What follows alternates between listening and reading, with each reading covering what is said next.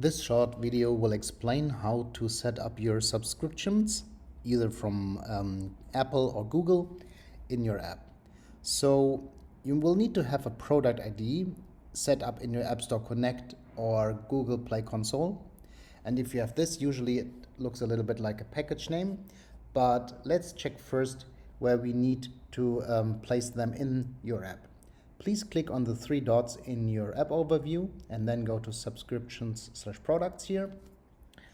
And here you can already see the available subscriptions. I haven't set up any yet, so let's click on new here.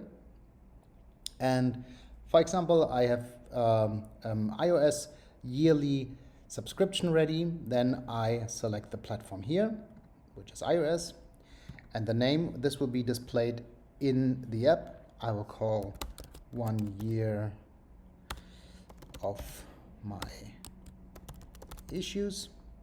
Description is, you can write something like get all access. And the most relevant part is the product ID. This needs to be exactly the same as the one you're setting up in either App Store Connect or Google Play. So let's say it's 1year.com.purple, something like that. You need to enter this here, and you would also need to can enter the subscription group ID, which is available for iOS devices. Now I need to check the type of the issues. Usually it's an auto renewable for subscriptions, so I check this here.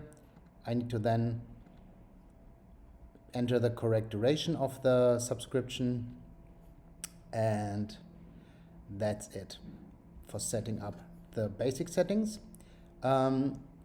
Here are some other settings which are usually more relevant for already existing subscriptions. So let's say you want to have a raise in pricing, but you still need to leave the subscription which is in place activated, but you don't want users to subscribe it anew just for the new subscription. Then you can select the already entered subscription, the old one, and click on hidden, and then this one will not be displayed as an option in the purchase dialog, and only your new subscription will be available. The other checkbox here is kind of usually when you start a subscription, let's say in July 2021, then from that time on you will receive your monthly magazine or so.